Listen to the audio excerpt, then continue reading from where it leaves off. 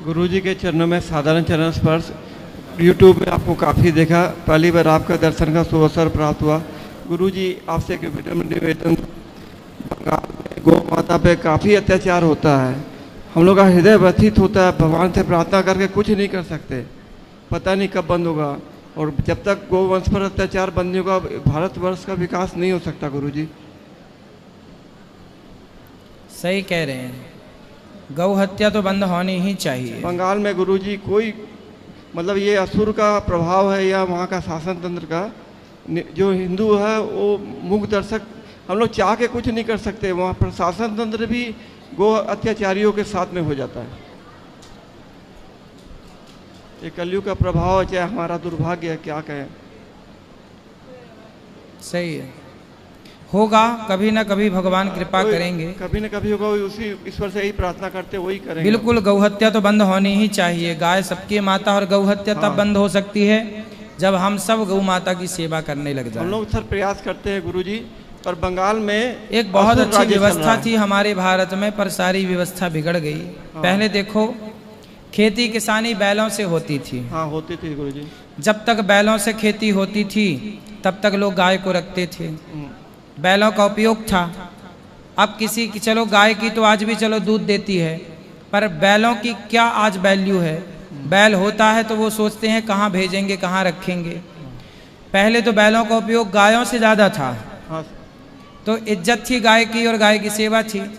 अब ये यंत्र इतने आ जाने से तरक्की तो हुई, विकास तो हुआ, पर कहीं ना कहीं गौवंश को बहुत हानि हो गई, बहुत हानि हो रही गुरुजी इन यंत्रों से। अब वो जो बैल हैं नंदी, अब वो कहाँ जाएं? गौशालाओं में गाय, आप भी अपने घर में गाय रखते हैं, और जब बैल आपके घर में बछड़ा हो जाता है तो बड़ा होता है तो आपको चिंता होने लगती है कि इसको कहाँ रखेंगे। आप निकाल देते हैं, और निकालते हैं तो सड़कों से उठा के ले जाते हैं, काट देते हैं कसाई लोग। गाय तो फिर भी लोग जैसे तैसे रख लेते हैं ना के बराबर, बैलों का तो और हाल खराब है। और ये सब तब हुआ कि जब ईश्वर की व्यवस्था यंत्रों ने बिगाड़ दी। ईश्वर की व्यवस्था थी कि किसानों का सबसे बड़ा योगदान बैल देते थे, बैलों की भूमिका थी। हल चलाने के लिए बैल काम आते थे, जुताई गहाई इत्यादि में बैल। बहुत बड़ी हानि हुई है, विकास तो हुआ है, पर विकास तो हुआ, पर अब जैसे हम लोग इंटरनेट चलाते हैं, इंटरनेट से बहुत सुविधाएं हैं, सब चीज़ें मिल जाती हैं, लेकिन इस इंटरनेट से 5G से, इस 5G के जितने फ्रिक्वेंसी है, किरणें हैं इसकी, इससे क्या हुआ कि जो गांव में छोटी छोटी चिड़िया होती थी, आपने भी देखा होगा, छोटी छोटी चिड़िया फुदकती थी घरों में, गौरैया उसका नाम होता था। अब वो चिड़िया सारी समाप्त हो गई, बहुत सारी चिड़ियों की प्रजातियां नष्ट हो गई। आपको क्या लगता है ये 4G 5G के फ्रिक्वेंसी, इसके जो किरणें निकलती हैं जो भी, तो उससे नुकसान तो है ही नहीं प्रकृति को। गायों का नुकसान हो गया यंत्रों के कारण, इंटरनेट के कारण चिड़ियों का सारा ह्रास हो गया, सारी चिड़ियां लगभग मारी गईं, अपने आप मर गईं। तो प्रकृति की हानि तो हो ही रही है। विकास हो रहा है, चलो संतोष आप लगाते हैं, विकास हो रहा है, विकास, लेकिन ये विकास कम, बहुत गहराई से विचार करेंगे तो विनाश ज़्यादा दिख रहा है।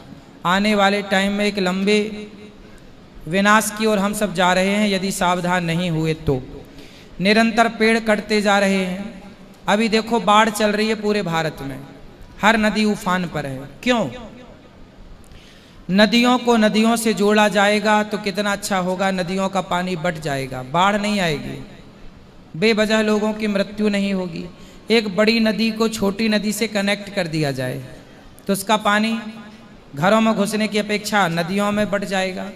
उस छोटी नदी को और छोटी नदी से जोड़ दिया जाए तो जहाँ तक पानी नहीं पहुँचा वहाँ पानी भी पहुँच जाएगा, पानी का लेवल भी, जल स्तर भी ऊपर आएगा। थोड़ा वृक्षारोपण हो, सबको एक एक वृक्ष लगाना चाहिए, एक एक गाय घर में रखना चाहिए, एक एक नंदी की सेवा करना चाहिए। इससे पूरी व्यवस्था फिर पटरी पे आ सकती है, वरना बहुत जल्दी बहुत बड़ा विनाश सामने खड़ा है।